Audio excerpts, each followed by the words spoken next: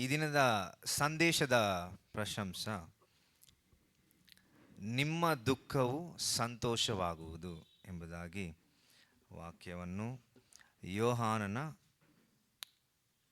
ಸುವಾರ್ತೆ ಪುಸ್ತಕ 16ನೇ ಅಧಿಕಾರದಿಂದ ನಾವು ಕೆಲವು ವಚನಗಳನ್ನು ಧ್ಯಾನಿಸೋಣ.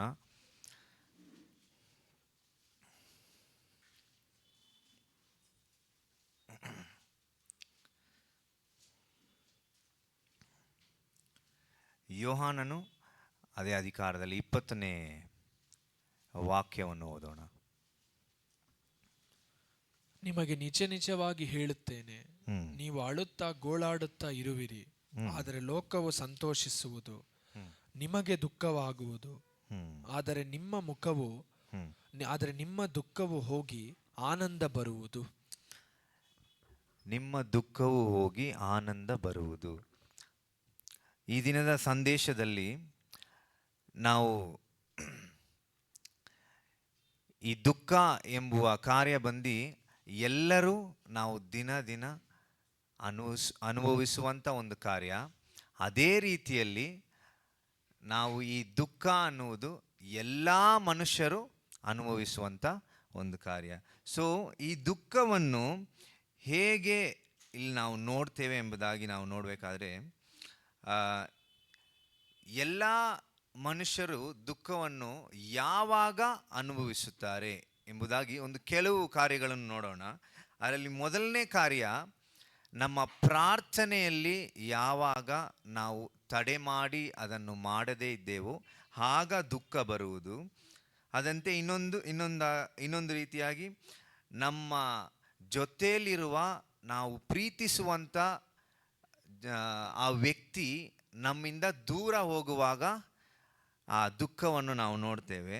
ಅದೇ ರೀತಿಯಲ್ಲಿ ನಮ್ಮ ಆರೋಗ್ಯ ಯಾವಾಗ ಅನಾರೋಗ್ಯವಾಗಿ ಮಾರ್ಪಡುತ್ತೋ ಆವಾಗ ದುಃಖವಾಗಿ ನಾವು ಫೀಲ್ ಮಾಡ್ತೇವೆ. ಅದೇ ರೀತಿಯಲ್ಲಿ ನಮ್ಮ ಹಣ ಕಷ್ಟ ಬರುವಾಗ ನಾವು ದುಃಖವಾಗಿ ಫೀಲ್ ಮಾಡ್ತೀವಿ.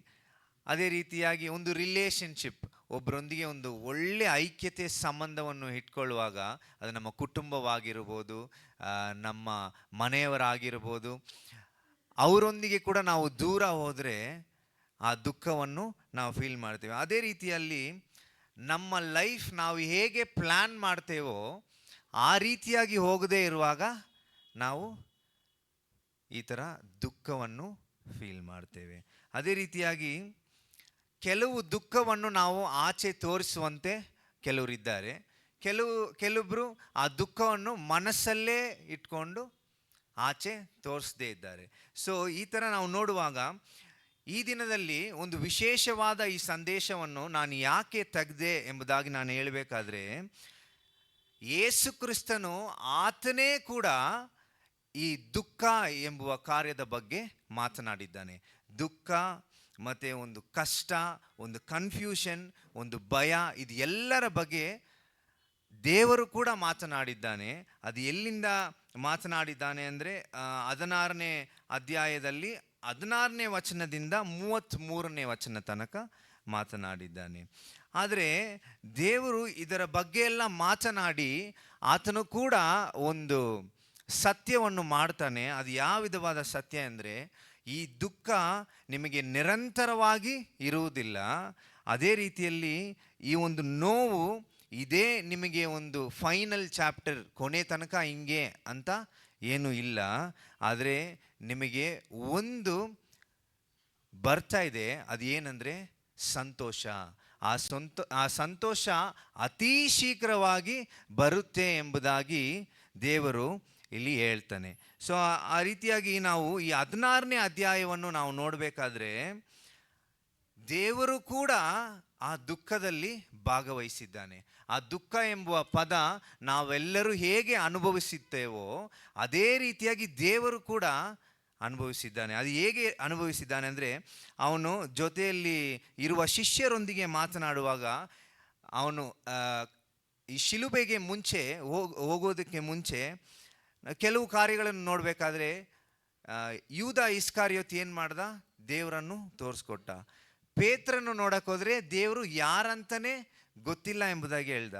ಅದೇ ರೀತಿಯಾಗಿ ಅವರ ಜೊತೆಯಲ್ಲಿ ಇದ್ದ ಎಲ್ಲ ಶಿಷ್ಯರು ಅಕ್ಕಪಕ್ಕ ಇರದೆ ಎಲ್ಲೆಲ್ಲೋ ಹೋಗ್ಬಿಟ್ರು. ಅದೇ ರೀತಿಯಾಗಿ ಇನ್ನೊಂದು ನೋಡ್ಬೇಕಾದ್ರೆ ಯೇಸು ಕೂಡ ಅವನು ತುಂಬ ಅಧಿಕವಾದ ದುಃಖದಲ್ಲಿ ಅವನು ಬಂದು ಕಷ್ಟಪಟ್ಟು ಶಿಲುಬೆಯಲ್ಲಿ ಸತ್ತಿದ್ದಾನೆ ಎಂಬುದಾಗಿ ಕೂಡ ನಾವು ನೋಡ್ತೇವೆ.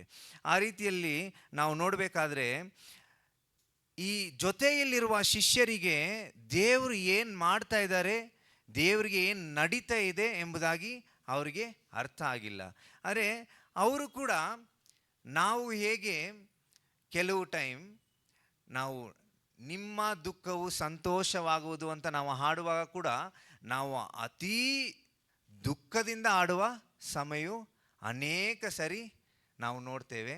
ಅದು ಕೆಲವರು ಸಂತೋಷವಾಗಿ ಕೂಡ ಹಾಡ್ತಾರೆ. ಯಾಕಂದರೆ ನಾವು ಹಳೆ ಸಭೆಯಲ್ಲಿ ಒಂದು ಕೆಲವು ಟೈಮ್ ನಾನು ಹಾಡುವಾಗ ನಿಮ್ಮ ದುಃಖವು ಎಂಬುದಾಗಿ ಹಾಡುವಾಗ ಸಂತೋಷವಾಗೋದು ಅಂದಿದ ತಕ್ಷಣ ತುಂಬ ದುಃಖವಾಗಿ ಆಡ್ತಾಯಿದ್ರು. ಅದನ್ನು ಬಂದು ಕೆಲವರು ನನ್ನ ನೋಡಿದ್ರು. ನಾನು ಬಂದು ಮುಂದೆ ನಿಂತ್ಕೊಂಡು ನಾನು ನಕ್ಬಿಟ್ಟೆ, ಏನು ನಿಮ್ಮ ದುಃಖ ಆ ವ್ಯಕ್ತಿ ಇಲ್ಲಿ ಇಲ್ಲ. ಒಂದು ಕೆಲವು ವ್ಯಕ್ತಿಗಳು ನೋಡಿದ್ರು.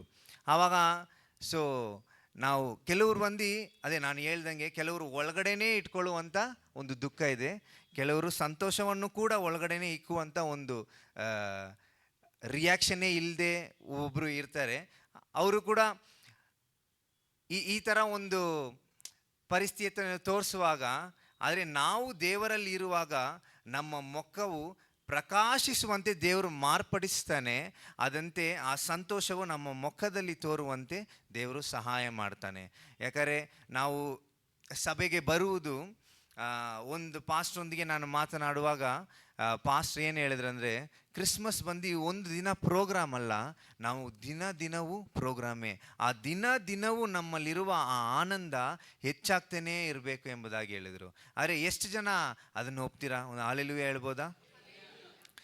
ಆದರೆ ನಾವು ಈ ಹಾಲೆಲೂಯ ಎಂಬುದಕ್ಕೆ ಅರ್ಥ ದೇವರಿಗೆ ಮಹಿಮೆ ಎಂಬುದಾಗಿ.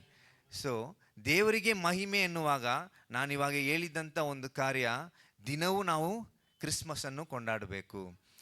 ಆದರೆ ಆಗ ನಾವು ಏನೊಂದು ಯೋಚನೆ ಮಾಡಬೇಕಂದ್ರೆ, ದಿನವೂ ಕೂಡ ನಾವು ಯಾವುದಾದ್ರೂ ಒಂದು ಆತ್ಮವನ್ನು ಹೋಗಿ ದೇವರ ಬಗ್ಗೆ ಹೇಳಿ ಆತನನ್ನು ರಕ್ಷಣೆಯ ಒಂದು ದಾರಿಯಲ್ಲಿ ನಡೆಸಬೇಕು. ಯಾಕಂದರೆ ನಮಗೆ ದಿನವೂ ಕೂಡ ಆ ಕ್ರಿಸ್ಮಸ್ ಏಕೆ ನಮಗೆ ತುಂಬ ಮುಖ್ಯವಾಗಿದೆ ಅಂದರೆ, ಆ ದೇವರ ಪ್ರೀತಿ ಇನ್ನೊಬ್ಬರಲ್ಲಿ ಕೊಡಬೇಕು.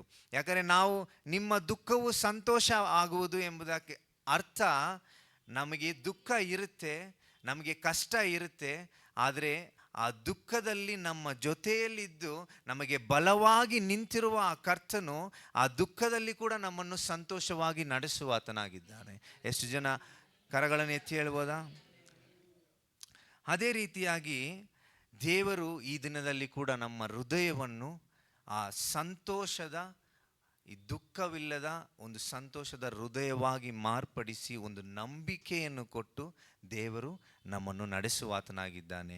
ಆ ರೀತಿಯಲ್ಲಿ ನಾವು ಮೊದಲನೇ ಕಾರ್ಯವನ್ನು ನೋಡುವಾಗ 16 ಯಾರಾದರೂ ಓದ್ಬೋದಾ? ಸ್ವಲ್ಪ ಕಾಲವಾದ ಮೇಲೆ ನಾನು ನಿಮಗೆ ಕಾಣಿಸುವುದಿಲ್ಲ, ಅನಂತರ ಸ್ವಲ್ಪ ಕಾಲವಾದ ಮೇಲೆ ನನ್ನನ್ನು ನೋಡುವಿರಿ ಅಂದನು. ಯಾರಿಗಾದ್ರೂ ಅರ್ಥ ಆಯ್ತಾ ಇದು? ಆದರೆ ನಿಮಗೆಲ್ಲ ಅರ್ಥ ಆದಂಗೆ ಇಲ್ಲಿ ದೇವರ ಶಿಷ್ಯರಿಗೆ ಅರ್ಥ ಆಗಿಲ್ಲ. ಇವಾಗ ಇಲ್ಲಿ ನೋಡುವಾಗ ಈ ಥರ ದೇವರು ಹೇಳಿದ ತಕ್ಷಣ ದೇವರ ಬಳಿಯಲ್ಲಿ ಅವರವರಾಗೆ ಮಾತಾಡ್ಕೊತವ್ರೆ. ಏನು ಹೇಳ್ತಾರೆ, ದೇವ್ರ ಅರ್ಥನೇ ಆಗ್ತಾ ಇಲ್ಲ ಅಂತ. ಆದರೆ ಅವರ ದುಃಖ ಬಂದು ಮುಂದೆ ಇತ್ತು, ಆದರೆ ದೇವರ ಒಂದು ಚಿತ್ತ ಅವರಿಗೆ ಅರ್ಥ ಆಗಿಲ್ಲ. ನಮಗೂ ಕೂಡ ಎಷ್ಟೋ ಸಲ ಈ ದುಃಖದ ಕಾರ್ಯ ಬಂದು ಯಾವಾಗಲೂ ನಾವು ದುಃಖ ಅನ್ಕೊಂಡು ದೇವರೇ ನಮ್ಮ ಪಕ್ಕ ಇಲ್ಲ, ದೇವರ ನಮ್ಮ ಜೊತೆ ಇಲ್ಲ ಅಂತ ಎಂಬುದಾಗಿ ಎಷ್ಟೋ ಸಲ ನಾವು ಅನಿಸ್ತೇವೆ. ಆದರೆ ದೇವರು ನಮ್ಮ ಪಕ್ಕ ಇಲ್ಲ ಎಂಬುದಲ್ಲ, ದೇವರು ನಮ್ಮ ಪಕ್ಕದಲ್ಲೇ ಇದ್ದಾರೆ. ಆದರೆ ಆತನು ಇಟ್ಟಿರುವಂಥ ಒಂದು ವಿಶೇಷವಾದ ಕಾರ್ಯಗಳು ನಮಗೆ ಅರ್ಥ ಆಗಿಲ್ಲ ಎಂಬುದಾಗಿ ಅರ್ಥ. ಯಾಕಂದರೆ ಅವನ ಜೊತೆಯಲ್ಲಿದ್ದು ಎಲ್ಲ ಕಾರ್ಯವನ್ನು ಆತನು ಅನೇಕ ವಾಗ್ದಾನಗಳನ್ನು ಕೊಟ್ಟಿದ್ದಾನೆ. ಅದು ಯಾವ ಥರ ವಾಗ್ದಾನ ಅಂದರೆ, ನಾವು ಹುಟ್ಟುವುದಕ್ಕೆ ಮುಂಚೆಯೇ ನಮಗೆ ಎಲ್ಲ ಕಾರ್ಯವನ್ನು ಸಿದ್ಧಪಡಿಸಿ ಇಟ್ಟಿರುವಂಥ ಕರ್ತನು ನಮಗೆ ವಾಗ್ದಾನ ಮಾಡಿ ಕೂಡ ನಾವು ಎಷ್ಟೋ ಸಲ ಆತನನ್ನು ನಂಬದೆ ಕೈ ಬಿಟ್ಟಿದ್ದಾನೆ. ದೇವರು ನಮ್ಮ ಪಕ್ಕದಲ್ಲಿಲ್ಲ. ಆದರೆ ನಾವು ಒಂದು ಮಾತ್ರ ಏನು ತಿಳ್ಕೊಬೇಕಂದ್ರೆ, ದೇವರು ಆತನ ವಿಶೇಷವಾದ ಕಾರ್ಯಗಳನ್ನು ಇವತ್ತು ಕೂಡ ಈ ಕ್ಷಣದಲ್ಲಿ ಕೂಡ ನಮ್ಮ ಜೀವಿತದಲ್ಲಿ ಮಾಡ್ತಾನೆ ಇದ್ದಾನೆ.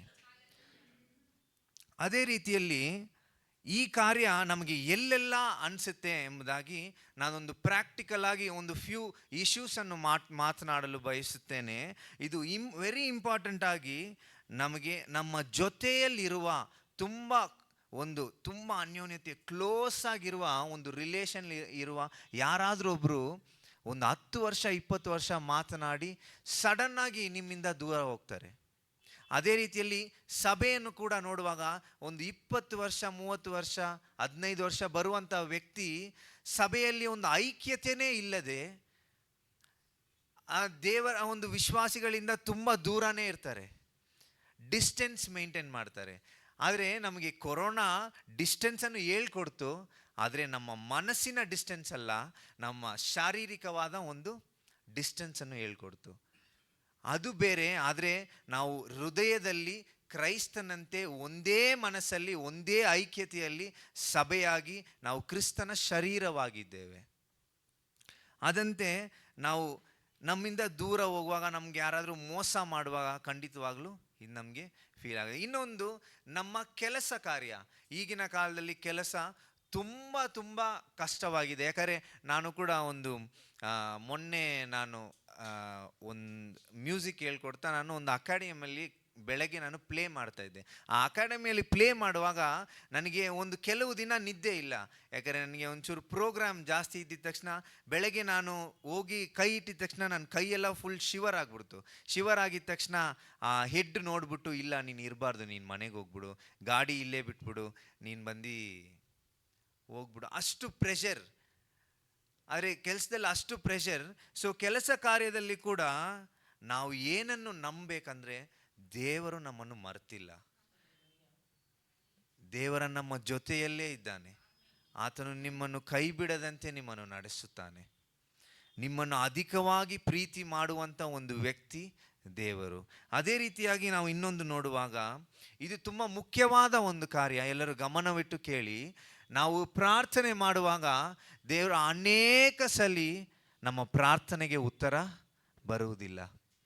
ಅನೇಕ ಸರಿ ಈ ಪ್ರಾರ್ಥನೆಯಲ್ಲಿ ಇದು ಯಾಕೆ ನಮಗೆ ಈ ಥರ ಅನಿಸುತ್ತೆ ಅಂದರೆ, ನಾವು ಎಷ್ಟೋ ಸಲ ಅನಿಸ್ತೇವೆ, ದೇವರು ನನ್ನ ಕೈ ಬಿಟ್ಬಿಟ್ರು, ನನ್ನ ಪ್ರಾರ್ಥನೆ ದೇವರು ಕೇಳಲಿಲ್ಲ, ನನ್ನ ಪ್ರಾರ್ಥನೆ ದೇವರು ಅಟ್ಲೀಸ್ಟ್ ಏನಾದರೂ ಬೈಬಲ್ ಓಪನ್ ಮಾಡುವಾಗ ಅಟ್ಲೀಸ್ಟ್ ಏನಾದರೂ ಒಂದು ವಾಕ್ಯ ನನ್ನ ಕಣ್ಮುಂದೆ ಬಂದು ನಿಂತ್ಕೊಂಡು ಅಟ್ಲೀಸ್ಟ್ ದೇವರು ಏನಾದರೂ ಮಾತಾಡಬೇಕು ಎಂಬುದಾಗಿ.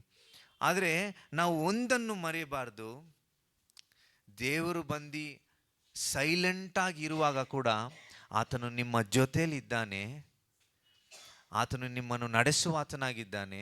ಆತನು ನಿಮ್ಮನ್ನು ಅಧಿಕವಾಗಿ ಪ್ರೀತಿಸಿ, ಆತನು ಯಾವಾಗ ನಿಮ್ಮೊಂದಿಗೆ ಮಾತನಾಡಿ, ಆತನು ಯಾವಾಗ ನಿಮ್ಮ ಮುಖದಲ್ಲಿ ಆ ಖುಷಿಯನ್ನು ನೋಡಬೇಕು ಎಂಬುದಾಗಿ ಅನ್ನಿಸಿದ್ದಾನೋ, ಆ ತಕ್ಕ ಸಮಯಕ್ಕೆ ದೇವರು ಎಲ್ಲ ಕಾರ್ಯವನ್ನು ನಿಮ್ಮ ಜೀವಿತದಲ್ಲಿ ಮಾಡುವ ಆತನಾಗಿದ್ದಾನೆ. ಅದೇ ರೀತಿಯಾಗಿ ನಮಗೆ ಇರುವ ದುಃಖಕ್ಕೆ ಒಂದು ಎಕ್ಸ್ಪೈರಿ ಡೇಟ್ ಇಲ್ಲ. ಈ ಲೋಕದಲ್ಲಿ ಇರುವ ತನಕ ನಮಗೆ ಆ ನೋವಿಗೆ ಎಕ್ಸ್ಪೈರಿ ಡೇಟ್, ಈ ದಿನದಲ್ಲಿ ಆ ನೋವು ಹೋಗ್ಬಿಡುತ್ತೆ ಅಂತ ಆ ಎಕ್ಸ್ಪೈರಿ ಡೇಟ್ ಎಲ್ಲ ಇಲ್ಲ.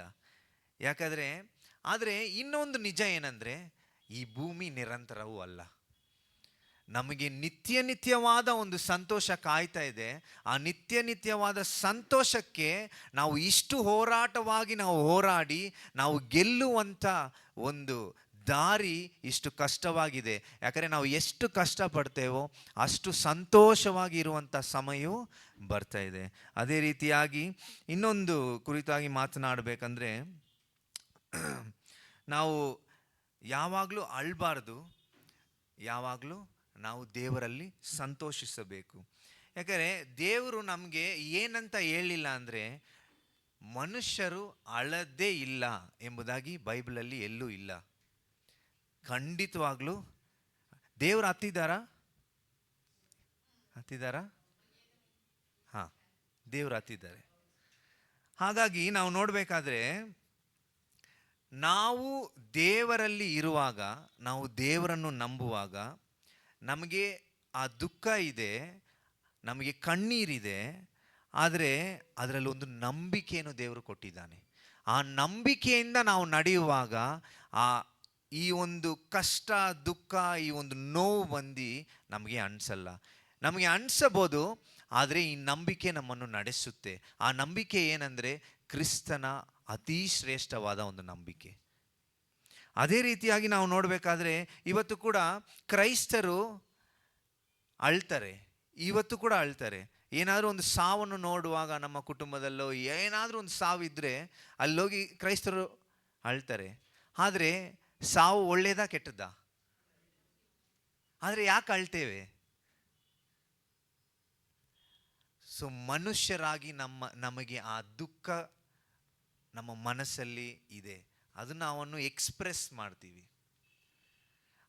ಆದರೆ ನಾವು ಹೇಗೆ ತಗೊಂಬಾರ್ದಂದ್ರೆ, ಆ ದುಃಖ ನಿಜವಾದದ್ದು, ನಮ್ಮನ್ನು ನಾವೇ ಭಾರಪಡಿಸಿ, ನಮ್ಮನ್ನು ನಾವೇ ಎಷ್ಟೋ ಸಲ ಯೋಚನೆ ಮಾಡಿ, ಇಲ್ಲ ಹೀಗೆ ನನ್ನ ಜೀವನ ಇಷ್ಟೇ.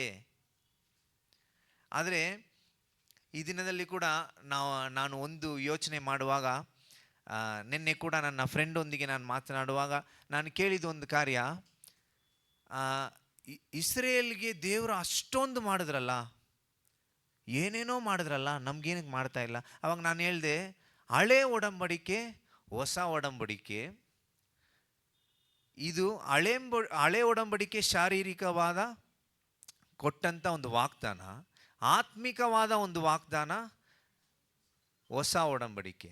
ಆ ಹೊಸ ಒಡಂಬಡಿಕೆಯನ್ನು, ಹಳೆ ಒಡಂಬಡಿಕೆಯನ್ನು ನಾವು ಹೇಗೆ ನೋಡಬೇಕಂದ್ರೆ, ಸೆಂಟ್ರಲ್ಲಿ ನಾವು ಕ್ರೈಸ್ತನೊಂದಿಗೆ ನೋಡಬೇಕು. ಆವಾಗ ಹಿಂಗೆ ಹೇಳಿದ ತಕ್ಷಣ, ಓಕೆ, ಇಸ್ರೇಲ್ಗೆ ದೇವರು ಅಷ್ಟೆಲ್ಲ ಕೊಟ್ಟರು, ದೇವರು ಬಂದು ಈ ಲೋಕವನ್ನು ಆಳುವಂಥ ಒಂದು ಅರಸನು, ಆ ಅರಸನು ತಲೆ ಚಾಚಕ್ಕೂ ಆತನಿಗೆ ಜಾಗ ಇರಲಿಲ್ಲ. ಆವಾಗ ನನಗೆ ಇದು ಯಾವಾಗಲೂ ಒಂದು ಪ್ರಶ್ನೆ, ತಲೆ ಚಾಚಕ್ಕೂ ಯಾಕೆ ದೇವರಿಗೆ ಸ್ಥಳ ಇಲ್ಲ? ಆದರೆ ಇನ್ನೊಂದು ನೋಡಬೇಕಾದ್ರೆ, ದೇವರು ನಮ್ಮ ಎಲ್ಲರಿಗಿನ್ನ, ಇಲ್ಲಿ ಕೂತಿರುವ ಎಲ್ಲರಿಗಿನ್ನ ತುಂಬ ತಾಳ್ಮೆಯಿಂದ, ತುಂಬ ಬಡತನದಲ್ಲಿ ಇದ್ದನು ಎಂಬುದಾಗಿ ನಾವು ನೋಡ್ತೇವೆ. ಆತನಂತೆ ನಾವು ಜೀವಿಸಬೇಕು ಅಂದರೆ, ನಾನು ಬಡತನದಲ್ಲಿ ಜೀವಿಸಬೇಕು ಅಂತ ನಾನು ಹೇಳಿಲ್ಲ. ದೇವರನ್ನು ನಮಗೆ ಕೊಟ್ಟು ಒಳ್ಳೆ ಆಶೀರ್ವಾದವಾದ ಒಂದು ಸ್ಥಳದಲ್ಲಿ ನಮ್ಮನ್ನು ಇಟ್ಟಿದ್ದಾನೆ, ನಮ್ಮನ್ನು ಇಡುತ್ತಾನೆ. ಆದರೆ ದೇವರಂತೆ ನಾವು ಜೀವಿಸಬೇಕು. ಅವನು ಎಲ್ಲವನ್ನು ಬಿಟ್ಟು, ಆತನಲ್ಲಿ ಒಂದು ಸಂತೋಷವಿತ್ತು, ಆ ಸಂತೋಷ ನಮಗೆ ಕೊಟ್ಟಿದ್ದಾನೆ, ನಿಮಗೆ ಕೊಟ್ಟಿದ್ದಾನೆ, ನಿಮ್ಮ ಕುಟುಂಬಕ್ಕೆ ಕೊಟ್ಟಿದ್ದಾನೆ.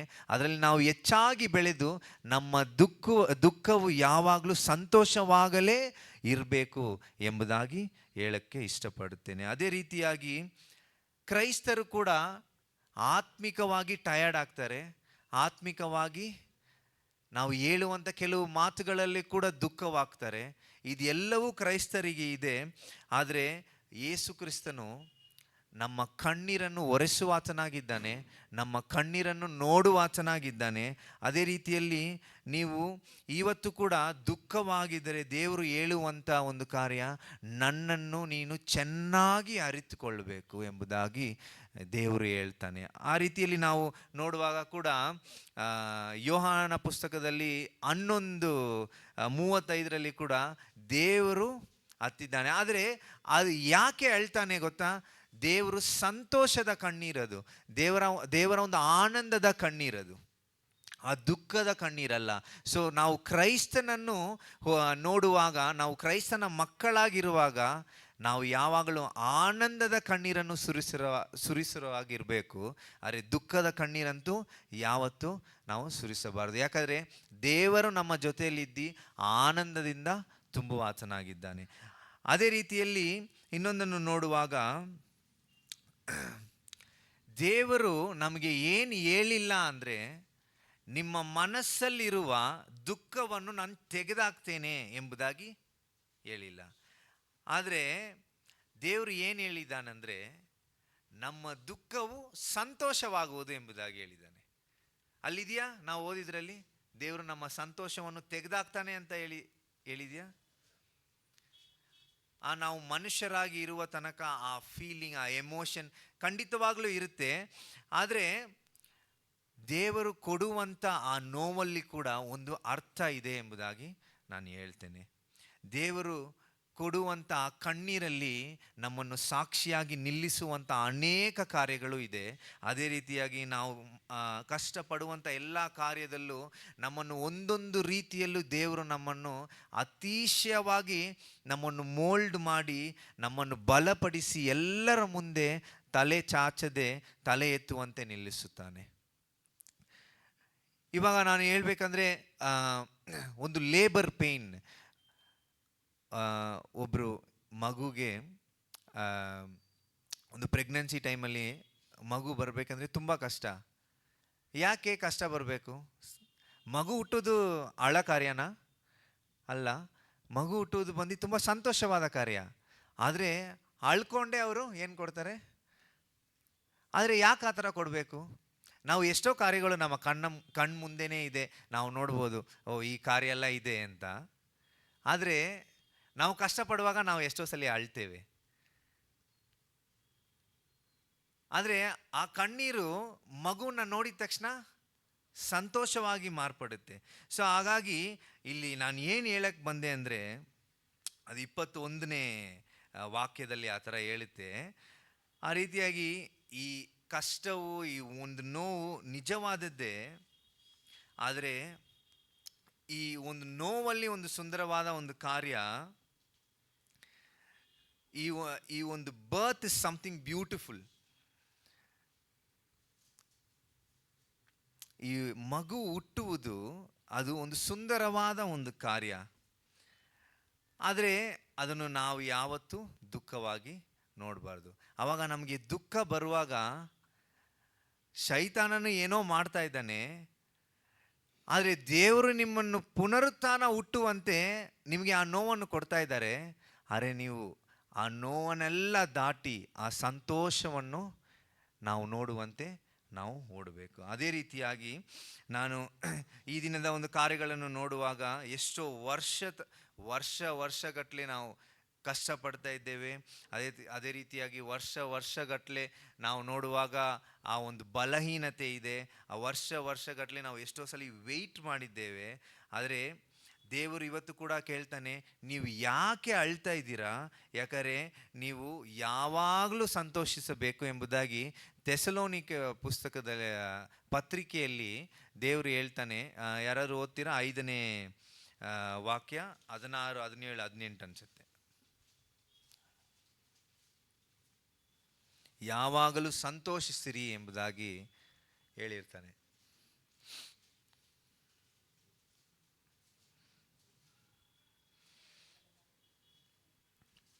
ಯಾವಾಗಲೂ ಸಂತೋಷಿಸಿರಿ, ಎಡಬಿಡದೆ ಪ್ರಾರ್ಥನೆ ಮಾಡಿರಿ, ಎಲ್ಲದರಲ್ಲಿಯೂ ಕೃತಜ್ಞತಾ ಸ್ತುತಿ ಮಾಡಿರಿ. ನಾವು ಎಲ್ಲದರಲ್ಲಿಯೂ ಕೃತಜ್ಞತಾ ಸ್ತುತಿ ಮಾಡಬೇಕು. ಯಾವಾಗಲೂ ಸಂತೋಷಿಸಬೇಕು, ಯಾವಾಗಲೂ ನಾವು ಪ್ರಾರ್ಥಿಸಬೇಕು.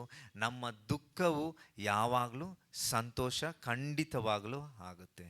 ಅದೇ ರೀತಿಯಾಗಿ ಒಂದು 4ನೇ ಒಂದು ಪಾಯಿಂಟ್ ಆಗಿ ಹೇಳ್ಬೇಕಂದ್ರೆ, ಯಾರು ನಿಮ್ಮಿಂದ ಆ ಒಂದು ಸಂತೋಷವನ್ನು ಯಾರು ಕಿತ್ಕೊಳ್ಳಲ್ಲ.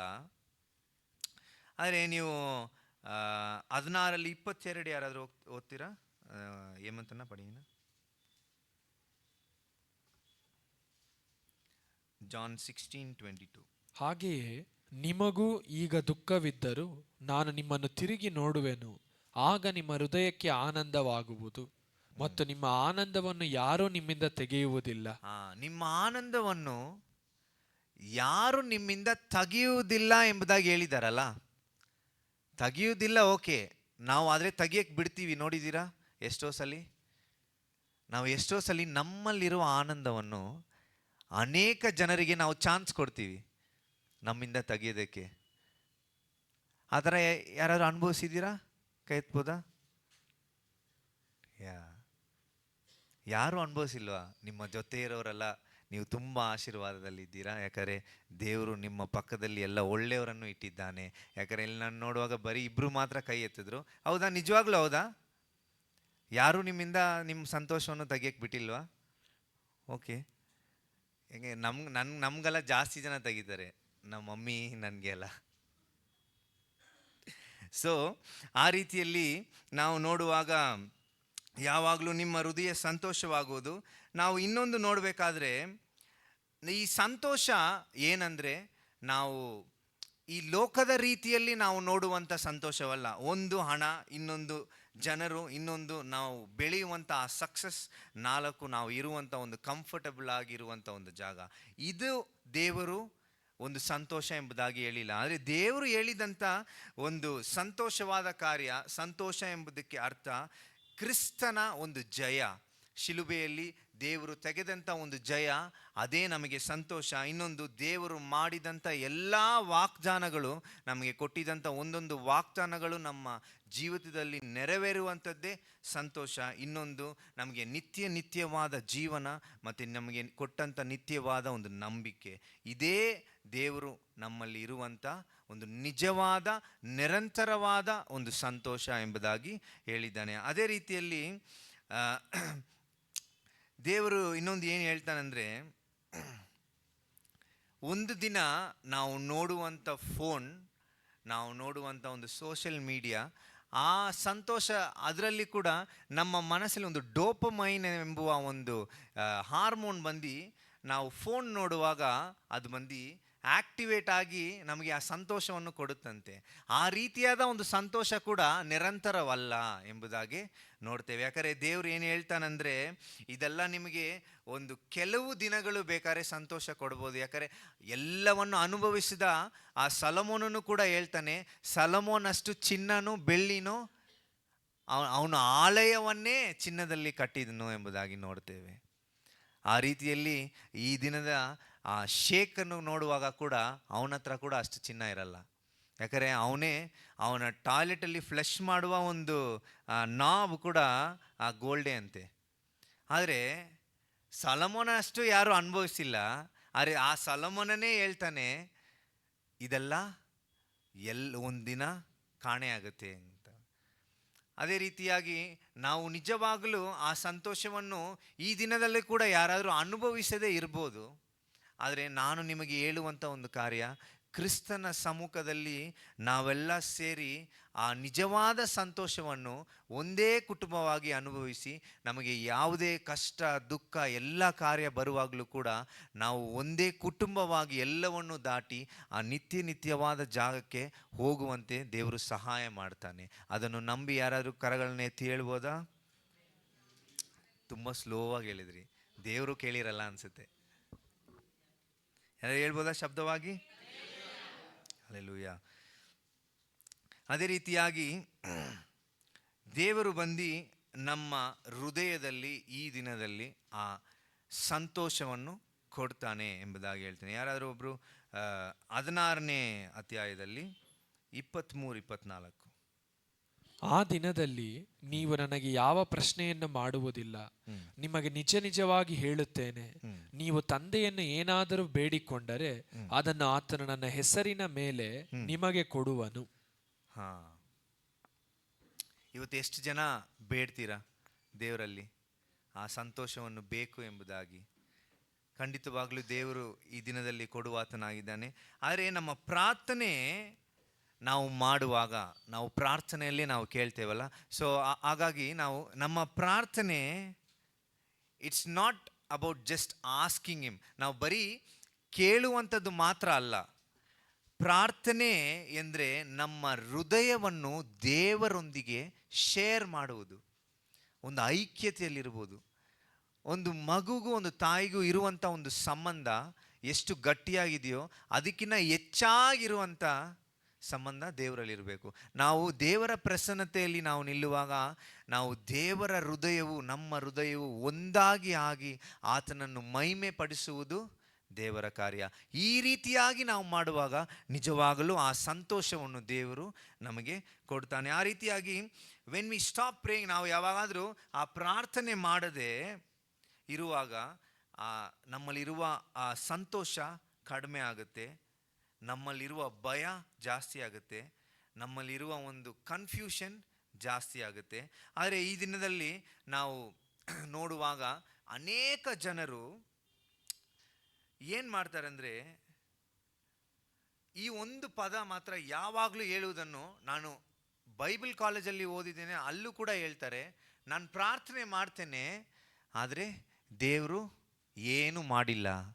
ಆದರೆ ದೇವರು ಇಲ್ಲಿ ಏನು ಹೇಳ್ತಾನಂದರೆ, ನೀವು ಕೇಳ್ತಾನೇ ಇರಿ, ನೀವು ನಮ್ಮನ್ನು ನಂಬ್ತಾನೇ ಇರಿ, ಅದಂತೆ ನೀವು ನನ್ನ ಸನ್ನಿಧಿಗೆ, ನನ್ನ ಪ್ರಸನ್ನತೆಗೆ ನೀವು ಯಾವಾಗಲೂ ಬರ್ತಾನೆ ಇರಿ ಎಂಬುದಾಗಿ. ಯಾಕಂದರೆ ನಮಗೆ ಈ ದಿನ ಮಾಡಿದ್ರೆ ಚೆನ್ನಾಗಿರುತ್ತೆ, ಈ ದಿನದಲ್ಲಿ ನನ್ನ ಜೀವಿತವನ್ನು ದೇವರು ಚೇಂಜ್ ಮಾಡಿದ್ರೆ ಚೆನ್ನಾಗಿರುತ್ತೆ ಎಂಬುದಾಗಿ ನಾವು ಅನ್ಕೊತೇವೆ.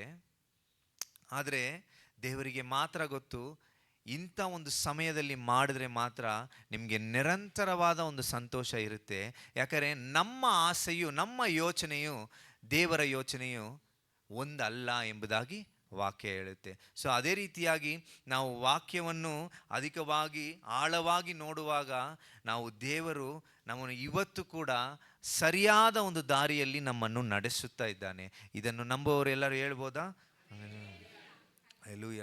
ಅದೇ ರೀತಿಯಾಗಿ ಇನ್ನೊಂದು ಹೇಳ್ಬೇಕಂದ್ರೆ, ಪ್ರೇಯರ್ ಯಾವಾಗಲೂ ನಮ್ಮನ್ನು ದೇವರೊಂದಿಗೆ ಕನೆಕ್ಟ್ ಮಾಡ್ತಾನೆ ಇರುತ್ತೆ. ಅದರಲ್ಲಿ ನಾವು ಆನಂದಗೊಳ್ಳುವುದನ್ನು ನಾವು ಒಂದೇ ಕುಟುಂಬವಾಗಿ, ಇನ್ನು ನಾವು ಬರುವಂಥ ವರ್ಷದಲ್ಲಿ ಅನೇಕ ಆಲ್ ನೈಟ್ ಪ್ರೇಯರನ್ನು ಮಾಡುವಂತೆ ದೇವರು ಸಹಾಯ ಮಾಡಬೇಕು. ಯಾಕಂದರೆ ನಾವು ಆಲ್ ನೈಟ್ ಪ್ರೇಯರನ್ನು ಮಾಡುವಾಗ ಎಲ್ಲ ಶಬ್ದವಾಗಿರುತ್ತೆ, ಆದರೆ ನಮ್ಮ ಸಭೆ ದೇವರನ್ನು ಮಹಿಮೆ ಪಡಿಸ್ತಾ ಇರುವಾಗ ಅದು ಅಷ್ಟು ಸಂತೋಷವಾದ ಒಂದು ಕಾರ್ಯ, ಪರಲೋಕಕ್ಕೆ ಸಂತೋಷ ಉಂಟು ಮಾಡುವಂಥ ಒಂದು ಕಾರ್ಯ ಏನು ಎಂಬುದಾಗಿ ಹೇಳಕ್ಕೋದ್ರೆ, ಬೆಳಗಿನ ಜಾವದಲ್ಲಿ ನಾವು ದೇವರನ್ನು ನೋಡಿ ಪ್ರಾರ್ಥನೆ ಮಾಡುವಾಗ ಅದು ಬಂದು ದೇವರ ಪರಲೋಕಕ್ಕೆ ಸಂತೋಷ ಉಂಟು ಮಾಡುತ್ತೆ ಎಂಬುದಾಗಿ, ಆ ಒಂದು ಸಂತೋಷವನ್ನು ನಾವು ಅನುಭವಿಸಿ ನಮ್ಮಲ್ಲಿರುವ ಎಲ್ಲ ದುಃಖ ಕಾರ್ಯಗಳನ್ನು ನಾವು ಅಳಿಸಿ ನಾವು ಮುಂದೆ ಬರಬೇಕು ಎಂಬುದಾಗಿ ನಾವು ಕೇಳ್ಕೊಳ್ತೇನೆ. ಅದೇ ರೀತಿಯಲ್ಲಿ ಆರನೇ ರೀತಿಯಾಗಿ ಹೇಳಬೇಕಾದ್ರೆ, ಈ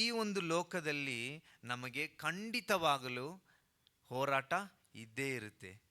ಇದೇ ಒಂದು ನಿಜವಾದ ಕ್ರೈಸ್ತನ ಒಂದು ಜೀವಿತ. ನಾವು ಎಲ್ಲರೂ ಏನು ನಂಬಬೇಕಂದ್ರೆ, ನಮಗೆ ನಿಜವಾಗ್ಲೂ ಹೋರಾಟ ಇಲ್ಲಿ ಇರುವ ತನಕ, ನಾವು ಬದುಕಿರುವ ತನಕ ಇಲ್ಲಿ ಇದ್ದೇ ಇರುತ್ತೆ ಎಂಬುದಾಗಿ. ಆದರೆ ಯೇಸು ಬಂದು ನಮಗೆ ಏನು ಈ ಥರ ಒಂದು ವಾಗ್ದಾನವನ್ನು, ಯಾವ ವಾಗ್ದಾನವನ್ನು ಮಾಡಿಲ್ಲ ಅಂದರೆ, ನಮಗೆ ಫುಲ್ ಫ್ರೀಯಾಗಿ ಕಂಫರ್ಟಬಲ್ ಆಗಿ ನಮಗೆ ಎಲ್ಲ ಇರುತ್ತೆ, ನಾವು ಖುಷಿಯಾಗಿ ಓಡಾಡ್ತಾನೆ ಇರ್ತೀವಿ ಎಂಬುದಾಗಿ ಒಂದು ಜೀವಿತವನ್ನು ದೇವರು ನಮಗೆ ಹೇಳಲೇ ಇಲ್ಲ. ಎಲ್ಲಿ ಹೇಳಿಲ್ಲ ಅಂದರೆ ಈ ಲೋಕದಲ್ಲಿ ಹೇಳಿಲ್ಲ. ಅದೇ ರೀತಿಯಾಗಿ ನೋಡಬೇಕಾದ್ರೆ ಇವತ್ತು ಕೂಡ ಕ್ರೈಸ್ತರಿಗೆ ಕೂಡ ನಾವು ನೋಡಬೇಕಾದ್ರೆ ಹಣದ ಕಷ್ಟ ಇದೆ, ಫ್ಯಾಮಿಲಿಯಲ್ಲಿ ಜಗಳ ಇದೆ, ಅನಾರೋಗ್ಯ ಇದೆ, ನಾವು ಮಾಡುವಂಥ ಕೆಲಸ ಕಾರ್ಯದಲ್ಲಿ ನಾವು ಅನೀತಿ ಇದೆ. ಈ ಎಲ್ಲ ಕಾರ್ಯಗಳು ನಾವು ನೋಡುವಂಥದ್ದೇ. ಇದೆಲ್ಲ ಬಂದು ತುಂಬ ಕಾಮನ್. ಇದರಿಂದ ನಾವು ದೇವರು ಬಿಡಿಸಿ ಇದೆಲ್ಲ ನಿಮ್ಗೆ ಬರೋದೇ ಇಲ್ಲ, ಈ ಕ್ರೈಸ್ತರ ಜೀವಿತದಲ್ಲಿ ಬರುವಾಗ ಇದೆಲ್ಲ ಇಲ್ಲ ಎಂಬುದಾಗಿ ದೇವರು ಹೇಳಿಲ್ಲ. ಆದರೆ ದೇವರು ನಮಗೆ ಆ ಸಮಾಧಾನವನ್ನು ಕೊಟ್ಟು, ನಮಗೆ ಆ ಒಂದು ಸಂತೋಷವನ್ನು ಕೊಟ್ಟು, ದೇವರು ಆ ನಂಬಿಕೆಯಿಂದ ನಮ್ಮನ್ನು ನಡೆಸುತ್ತಾನೆ ಎಂಬುದಾಗಿ ದೇವರು ಹೇಳಿದ್ದಾನೆ.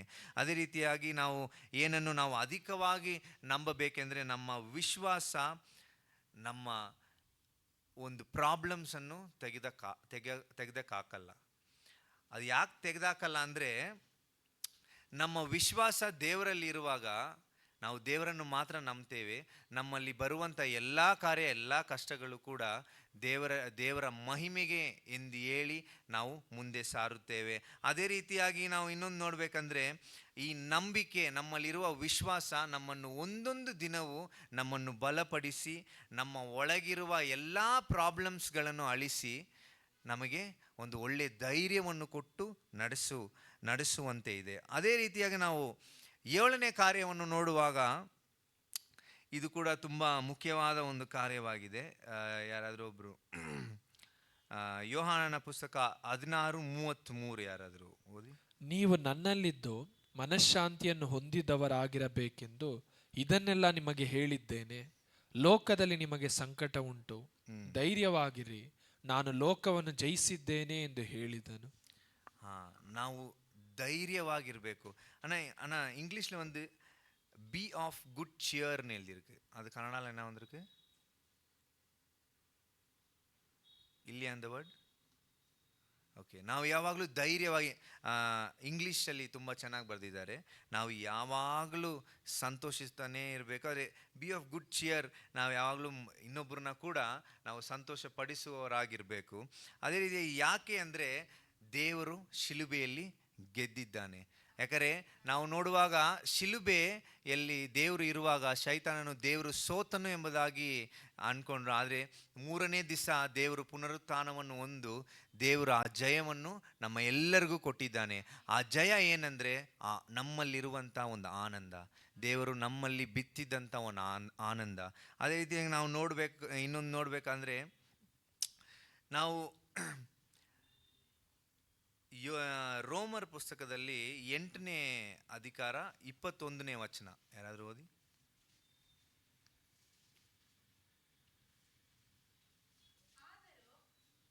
ಆದರೂ ಇರಂಗಂಟಿ ಅದಕ್ಕೊಂದು ನಿರೀಕ್ಷೆಯುಂಟು, ಏನೆಂದರೆ ಆ ಜಗತ್ತು ಕೂಡ ನಾಶದ ವಶದಿಂದ ಬಿಡುಗಡೆಯಾಗಿ 31 8:31.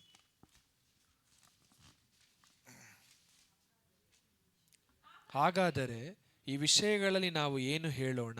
ದೇವರು ನಮ್ಮ ಕಡೆ ಇದ್ದರೆ ನಮ್ಮನ್ನು ಎದುರಿಸುವವರು ಯಾರು?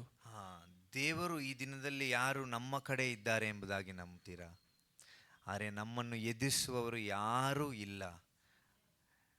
ಆ ಥರ ನಮ್ಮನ್ನು ಎದುರಿಸುವವರು ಯಾರಾದರೂ ಇದ್ದರೂ ಕೂಡ ದೇವರ ನಮ್ಮ ಜೊತೆ ಇದ್ದಾನೆ. ಇದೇ ಒಂದು ನಿಜವಾದ ಒಂದು ಸಂತೋಷ. ನಾವು ಯಾವಾಗಲೂ ನಂಬುವಂಥ ಒಂದು ಕಾರ್ಯ, ನಾವು ಎಷ್ಟೇ ಜನ ಈ ಲೋಕ ಬಂದರೂ ಸರಿ, ನಮ್ಮ ಜೊತೆಯಲ್ಲಿ ಇರುವವರು ನಮಗೆ ಎದುರಾಗಿದ್ದರೂ ಸರಿ, ನಮ್ಮ ಜೊತೆಯಲ್ಲಿ ದೇವರು ಇದ್ದಾನೆ. ಆತನು ನಮ್ಮನ್ನು ನಡೆಸಲು ಶಕ್ತನಾಗಿದ್ದಾನೆ. ಯಾಕಂದರೆ ನಾವು ಈ ದಿನದಲ್ಲಿ ನೋಡುವಾಗ, ನಾವು ಅನೇಕ ಜನರನ್ನು ನಾನು ಸಂಧಿಸುವಾಗ ಒಂದು ಕಾಮನ್ ಪ್ರಾಬ್ಲಮ್ ಬಂದು ಅವರು ಮಾನಸಿಕವಾಗಿ ತುಂಬ ಡಲ್ಲಾಗಿದ್ದಾರೆ. ಅವರಿಗೆ ತುಂಬ ಒಂದು ಮೆಂಟಲ್ ಇಶ್ಯೂಸ್ ಇರುತ್ತೆ, ಯೋಚನೆ ಓವರ್ ಥಿಂಕ್ ಮಾಡ್ತಾನೇ ಇದ್ದಾರೆ. ಆದರೆ ದೇವರು ಕ್ರೈಸ್ತರಿಗೆ ಏನು ಹೇಳ್ತಾರೆ ಅಂದರೆ, ದೇವರು ಆ ಸಮಾಧಾನವನ್ನು ಕೊಡ್ತಾರೆ, ಆದರೆ ಯಾವತ್ತೂ ಅವಮಾನವನ್ನು ದೇವರು ಕೊಡಲ್ಲ ಎಂಬುದಾಗಿ. ಆ ರೀತಿಯಾಗಿ ನಾವು ಇದನ್ನು ನಂಬಿ ನಾವು ಮುಂದೆ ಸಾರುವಾಗ ದೇವರು ಖಂಡಿತವಾಗಲೂ ನಮಗೆ ಸಹಾಯ ಮಾಡ್ತಾನೆ. ಇನ್ನೊಂದು ರೀತಿಯಾಗಿ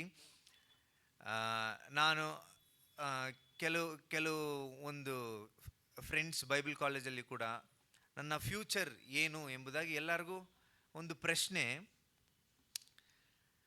ಇವತ್ತೇ ಅಧಿಕವಾದ ಒಂದು ಸ್ಟ್ರಗಲ್ಸ್ ಇರುತ್ತೆ, ಪ್ರಾಬ್ಲಮ್ಸ್ ಇರುತ್ತೆ, ಆದರೆ ಅವರು ನಾಳೆ ಬಗ್ಗೆ ತುಂಬ ಯೋಚನೆ ಮಾಡ್ತಾರೆ. ಬೈಬಲ್ ಕೂಡ ಹೇಳುತ್ತೆ, ನೀವು ಇವತ್ತು ಮಾತ್ರ ಯೋಚನೆ ಮಾಡಿದ್ರೆ ಸಾಕು. ಯಾಕಂದರೆ ದೇವರಿಗೆ ಎಲ್ಲ ಗೊತ್ತು, ನಾಳೆ ಏನೆಲ್ಲ ನಡೆಯುತ್ತೆ, ಏನೆಲ್ಲ ನಿಮ್ಮ ಜೀವಿತದಲ್ಲಿ ಅವ್ರು ಮಾಡ್ತಾರೆ ಎಂಬುದಾಗಿ ದೇವರಿಗೆ ಚೆನ್ನಾಗಿ ಗೊತ್ತು. ಆದ್ದರಿಂದ ನಾವು ಯಾಕೆ ದುಃಖ ಪಡಬೇಕು ಎಂಬುದಾಗಿ. ಅದೇ ರೀತಿಯಾಗಿ ಇನ್ನೊಂದು ಹೇಳಬೇಕಾದ್ರೆ, ನಾವು ಒಂಟಿಯಾಗಿ ಫೀಲ್ ಮಾಡಿದೆ. ಇವಾಗ ಸಭೆಯಲ್ಲಿ ಕೂಡ ನಾವು ನೋಡುವಾಗ ಎಲ್ಲರೂ ಒಟ್ಟಿಗೆ ಇರುವಾಗ ಒಬ್ಬರು ಮಾತ್ರ ಹೋಗಿ ಸೈಲೆಂಟಾಗಿ ನಿಂತ್ಕೊತಾರೆ. ಸೊ ಆ ರೀತಿಯಾಗಿ ನೋಡುವಾಗ ಅದು ನಮ್ಮಲ್ಲಿ ಇರಬಾರ್ದು ಎಂಬುದಾಗಿ ದೇವರು ಹೇಳ್ತಾನೆ. ಯಾಕೆ ಇರಬಾರ್ದು ಅಂದರೆ, ದೇವರು ನಮ್ಮಲ್ಲಿ ಇರುವಾಗ ನಾವು ಎಲ್ಲರೊಂದಿಗೆ ಆ ಐಕ್ಯತೆಯಲ್ಲಿ ಇದ್ದೇವೆ. ಯಾಕಂದರೆ ದೇವರು ನಮ್ಮಲ್ಲಿ ವಾಸ ಮಾಡ್ತಾನೆ ಎಂಬುದಾಗಿ ಹೇಳಿದೆ.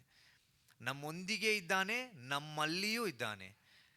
ಅದೇ ಇನ್ನೊಂದು ಹೇಳಬೇಕಾದ್ರೆ, ಆಶೀರ್ವಾದ ತಡೆ, ಇದು ಎಲ್ಲರಿಗೂ ಇನ್ನೊಂದು ಪ್ರಶ್ನೆ ಆಗಿದೆ.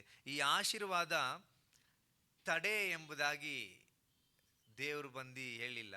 ಆಶೀರ್ವಾದ ಖಂಡಿತವಾಗಲೂ ದೇವರು ಕಳಿಸ್ತಾನೆ. ಅದೇ ಇನ್ನೊಂದು ನಿಜವಾದ ಒಂದು ಕಹಿಯಾದ ಒಂದು ಸತ್ಯವೇನೆಂದರೆ, ಇವತ್ತು ಕೂಡ ನಾವು ಆಶೀರ್ವದಿಸಲ್ಪಟ್ಟಿದ್ದೇವೆ.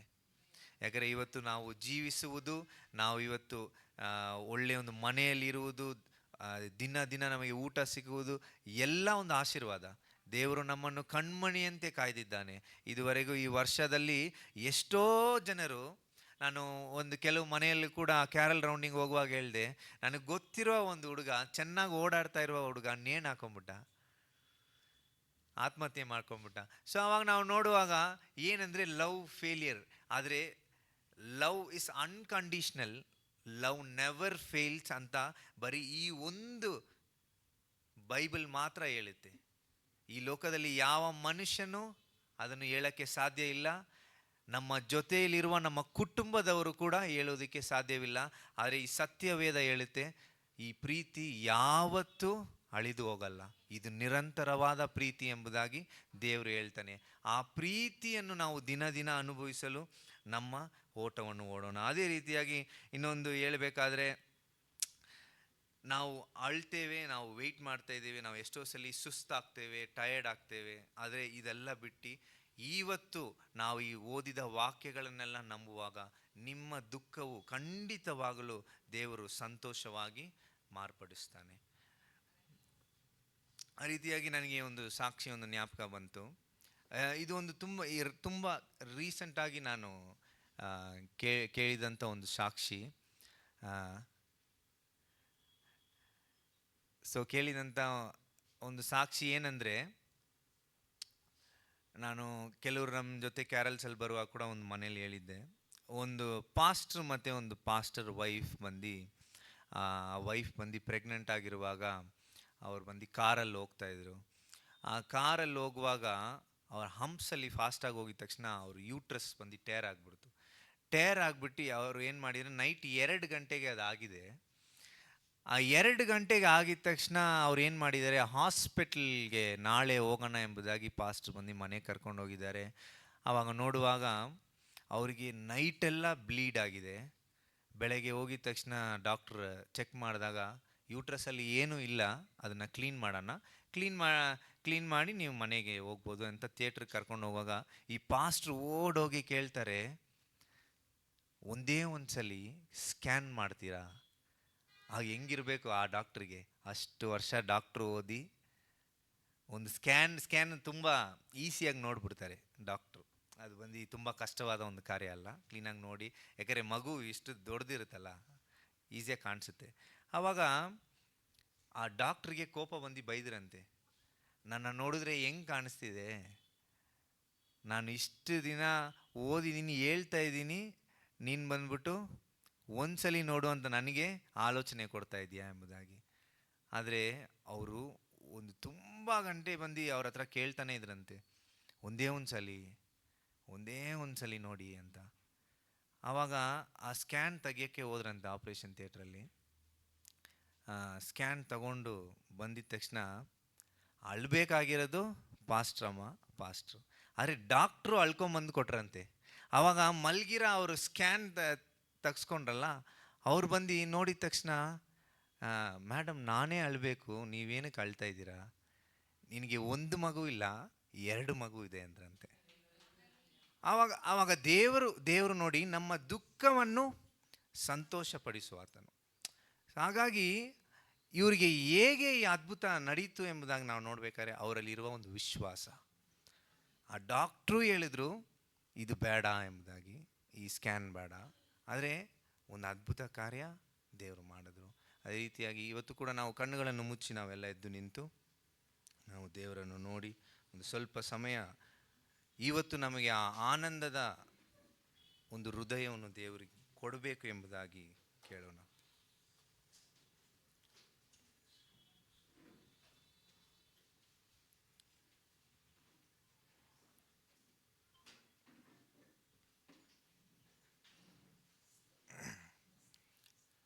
ಎಲ್ಲರೂ ಒಂದು ಸ್ವಲ್ಪ ಸಮಯ ಕಣ್ಣುಗಳನ್ನು ಮುಚ್ಚಿ ಕೇಳೋಣ. ಅಪ್ಪ, ನನ್ನ ಹೃದಯದಲ್ಲಿ ನೀವು ಬನ್ನಿ ಸ್ವಾಮಿ.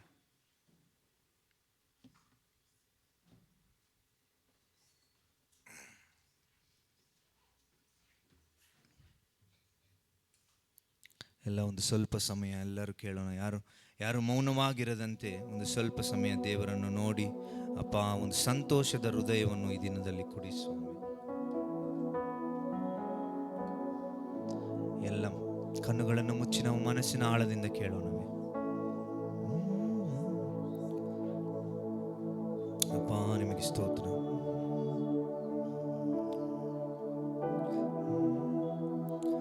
ನಿಮ್ಮ ದುಃಖವು ಸಂತೋಷವಾಗುವುದು,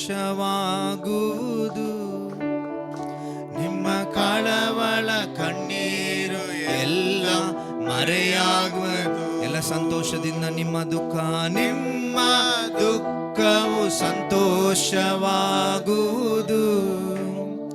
ನಿಮ್ಮ ಕಳವಳ ಕಣ್ಣೀರು ಎಲ್ಲ ಮರೆಯಾಗುವ. ಎಲ್ಲ ಕಳವಳವೇ ಬೇಡ, ಕಳವಳವೇ ಬೇಡ, ಕಳವಳವೇ ಬೇಡ, ಕಳವಳವೇ ಬೇಡ, ಕಳವಳವೇ ಬೇಡ. ನಮ್ಮೇಸು ಕೈ ಬಿಡಲಾರ, ನಮ್ಮೇಸು ಕೈ ಬಿಡಲಾರ. ಎಲ್ಲ ನಿಮ್ಮ ದುಃಖವು, ನಿಮ್ಮ ದುಃಖವು ಸಂತೋಷವಾಗುವುದು. ನಿಮ್ಮ ಕಳವಳ ಕಣ್ಣೀರು ಎಲ್ಲ ಮರೆಯಾಗುವ. ಎಲ್ಲ ಶಬ್ದವನ್ನು ಎತ್ತಿ ಶಬ್ದವಾಗಿ, ನಿಮ್ಮ ದುಃಖವು ಸಂತೋಷವಾಗುವುದು. ನಿಮ್ಮ ಕಳವಳ ಕಣ್ಣೀರು ಎಲ್ಲ ಮಳೆಯಾಗುವುದು. ಎಲ್ಲ ಸೇರಿ ಒಟ್ಟಾಗಿ, ಕಳವಳವೇ ಬೇಡ, ಕಳವಳವೇ ಬೇಡ, ಕಳವಳವೇ ಬೇಡ, ಕಳವಳವೇ ಬೇಡ. ನಮ್ಮ ಯೇಸು ಕೈ ಬಿಡಲಾರ, ನಮ್ಮ ಯೇಸು ಕೈ ಬಿಡಲಾರ. ನಡೆದನ್ನು ನೆನೆಸಿ ಕೆರಗದಿರು, ಹಳೆದನ್ನು ಮರೆತು. ಎಲ್ಲ ಸೇರಿ ನಡೆದನ್ನು, ನಡೆದನ್ನು ನೆನೆಸಿ ಕೊರಗದಿರು, ಹಳೆದನ್ನು ಮರೆತು. ಓ ಕರ್ತನು ಹೊಸದನ್ನು ಮಾಡುವನು, ಹಿಂದೆ ನೀ ಕಾಣುವೆ. ಕರ್ತನು ಹೊಸದನ್ನು ಮಾಡುವನು, ಹಿಂದೆ ನೀ ಕಾಣುವೆ.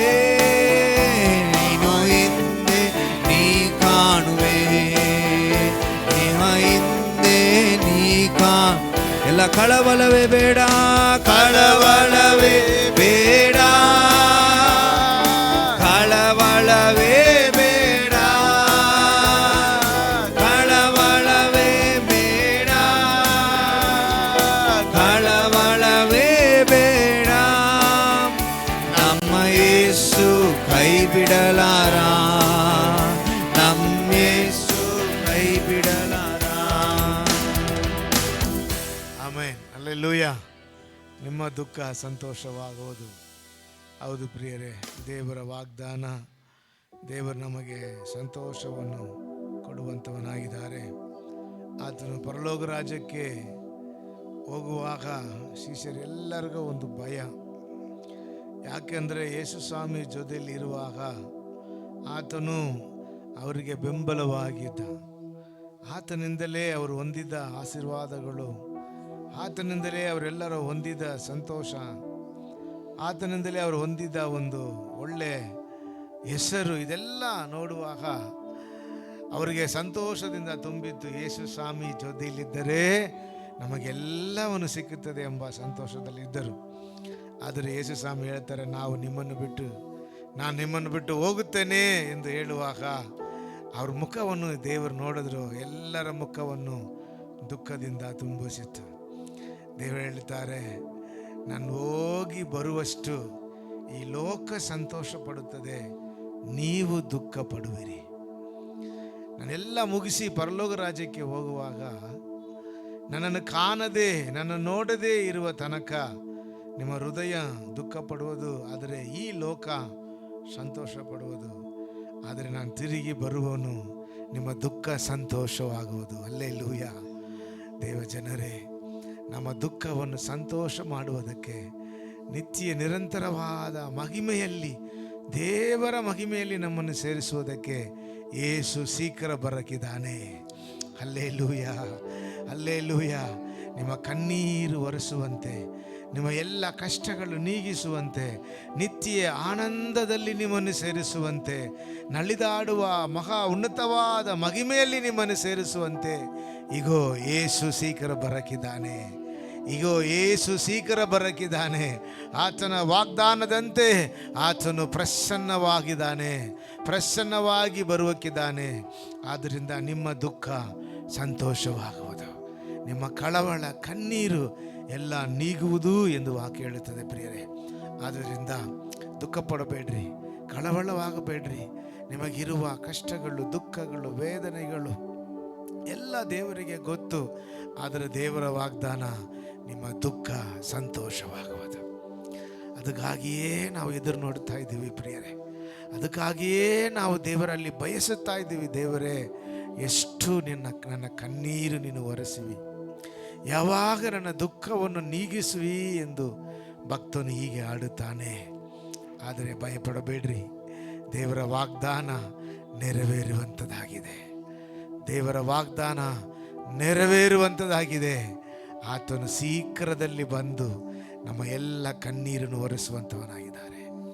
ದೇವಜನರೇ, ಭಯಪಡಬೇಡ್ರಿ, ದೃಢವಾಗಿ ಬಲವಾಗಿರಿ, ಸಂತೋಷವಾಗಿರಿ. ನಿಮ್ಮ ಓಟದಲ್ಲಿ ಇನ್ನೂ ಹೆಚ್ಚಾಗಿ ಧೈರ್ಯವಾಗಿ ಓಡ್ರಿ. ನಿಮ್ಮ ಓಟವನ್ನು ಕೊನೆ ಕಾಣುವ ತನಕ ದೇವರ ಮಹಿಮೆಯಾಗಿ ಆತನ ಮೇಲೆ ಇನ್ನೂ ನಂಬಿಕೆ ಇಟ್ಟು ಓಡ್ರಿ. ದೇವರು ಮಾಡುತ್ತಾನೆ, ನೆರವೇರಿಸುತ್ತಾನೆ, ಪಕ್ಕ ಇದ್ದಾನೆ, ಜೊತೆಲಿದ್ದಾನೆ ಎಂದು ನಂಬಿ ಓಡ್ರಿ. ದೇವರ ದೊಡ್ಡ ಕಾರ್ಯ ನಿಮಗೆ ಮಾಡುವಂಥವರಾಗಿದ್ದಾರೆ. ಹಲ್ಲೆಲೂಯಾ. ಪರಿಶುದ್ಧನಾದ ದೇವರೇ, ನಿಮಗೆ ಕೋಟಿ ಸ್ತೋತ್ರಪ್ಪ. ಹೌದು ದೇವರೇ, ನಿಮ್ಮ ವಾಗ್ದಾನಗಳನ್ನು ನಾವು ಹಿಡಿದುಕೊಂಡು ದೇವರೇ, ನಾವು ನಮ್ಮ ಓಟದಲ್ಲಿ ಸ್ಥಿರಸಿಕ್ತರಾಗಿ ಓಡುವಂತೆ ನಮಗೆ ಇನ್ನೂ ಹೆಚ್ಚಾಗಿ ಬಲ ಕೊಡಪ್ಪ. ಹೌದು ದೇವರೇ, ಆತನು ಹೇಳಿದಾನೆ, ಆತನು ಸುಳ್ಳು ಹೇಳುವುದಕ್ಕೆ ಆತನು ಮನುಷ್ಯನಲ್ಲ ಎಂದು ನಾವು ಇನ್ನೂ ಹೆಚ್ಚಾಗಿ ನಿಮ್ಮ ಮೇಲೆ ಭರವಸೆ ಇಟ್ಟು ಓಡುವಂತೆ ದಯಮಾಡಿ ನಡೆಸು, ಆಶೀರ್ವದಿಸು. ನಿಮ್ಮ ಮಕ್ಕಳೆಲ್ಲರನ್ನು ನಿಮ್ಮ ಮಾತಿನ ಮೂಲಕವಾಗಿ ಬಲಪಡಿಸಪ್ಪ. ನಿಮ್ಮ ಪರಿಶುದ್ಧ ಹಸ್ತದಲ್ಲಿ ಒಪ್ಪಿಸಿಕೊಟ್ಟು ಸ್ತುತಿ ಗಾನ ಮಾನ ಮಹಿಮೆ ನಿಮಗೆ ಸಲ್ಲಿಸಿ ಯೇಸುವಿನ ಮುದಾದ ನಾಮದಲ್ಲಿ ಬೇಡುವಂತಿದ್ದೇವೆ ತಂದೆಯೇ.